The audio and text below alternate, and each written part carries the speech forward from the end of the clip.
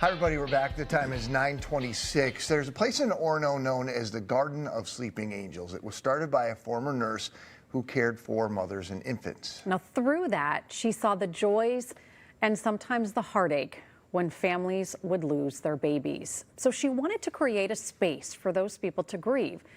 What started as one memorial garden on her property is now 16. Nancy Sawyer from the Garden of Sleeping Angels joins us now. Nancy, thanks for being here. Appreciate it. Thank you for having me. Such a privilege. Tell us a little bit about your healthcare background. Started in low risk OB, and as the practice changed, we went to high risk, and with high risk came loss, unfortunately. And what I did is, I'm a gardener, and I would go home and garden. And that was where my peace was. And when I cared for a baby who had died, I would plant a rose for that baby. And so just things kind of, yeah. And that was for you to do. That was your kind of way of, that was my healing. Dealing and Yeah, healing and yeah. grieving. And just being out on our property, there was nothing there when we moved there, and so my husband did a great job of clearing property, and I'd put plants and so on. And it was so relaxing and so, just an amazing place of peace. I think God lives there, so I don't know how he handles the rest of you, but he's at my house. He's at your house. Yeah, yeah. And then at one point, at one point you decided this needed to be more than just your way of grieving, right? You kind of created this garden that helped families as well. Well, as I mentioned before, what really is important to me is that people who see this and people who know people who have lost babies, if they haven't themselves, is to keep these memories alive. And that's, back when I started this in the 70s, we took the babies away from the parents, and they didn't get to see them, even if they were, whether they were preemies or it was like out of sight, out of mind. And I knew that wasn't right, and that bothered me. And I thought at one point, 12 years ago, this is a perfect place for people to come and remember. And through the years now, we've learned that that people love to talk about their babies. They love to tell their stories. And that's what we have a place where you can not only grieve and heal, but you can share your stories. So we've just started.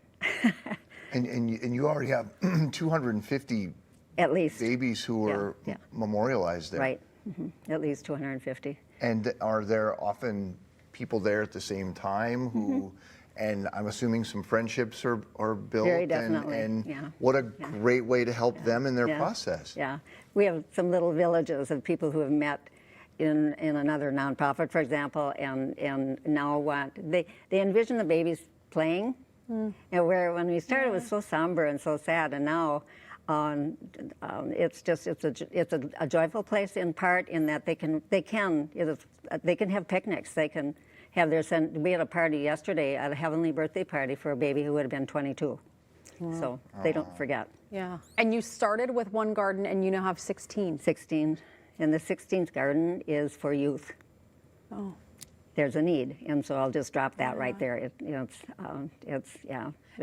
And people have heard about this. People have heard about you, not just in Minnesota, but outside of our state, across the country, you're getting requests. Yeah. And we were recognized by the Prince Foundation for our work with our mission is helping up and healing. Yeah. And they opened nominations for nonprofits to meet their mission, and they chose the Garden of Sleeping Angels as one of the 10 out of 150 nominations. Wow. So and Prince's baby is memorialized in our garden now. Wow. Yeah. How do you keep up this garden? Are you doing this yourself, or how does the upkeep work? It takes a village, and so we do have volunteers, and it's hard. It's the techie part. What I like to do is be with people. That's really my gift, and the rest of it, the techie part is really difficult for me. But so we're getting some help, and it's never. Anytime there's the door shuts, somebody comes along and says, "Hey, I can do that." So we're not alone. We're doing what we're supposed to do, and we're just starting. Yeah.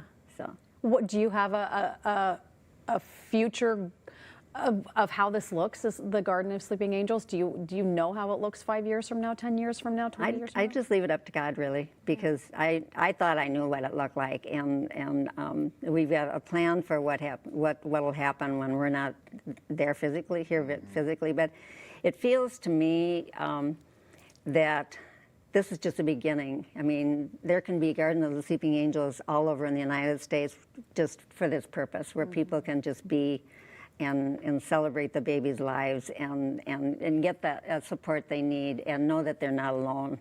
And that's what breaks my heart. So many people feel like nobody understands. And we're a start. You know, we do understand, and we can give you connections, and there's just a lot we can still do, just a ton. Well, Nancy, thanks for what you're doing. Clearly, there's a need for this, and you know what? You're the person who's making it happen. So thank you. Thank you for having me. And thanks for stopping by today. We'll put some information for you to learn more about the Garden of Sleeping Angels on our website, minnesotalive.com.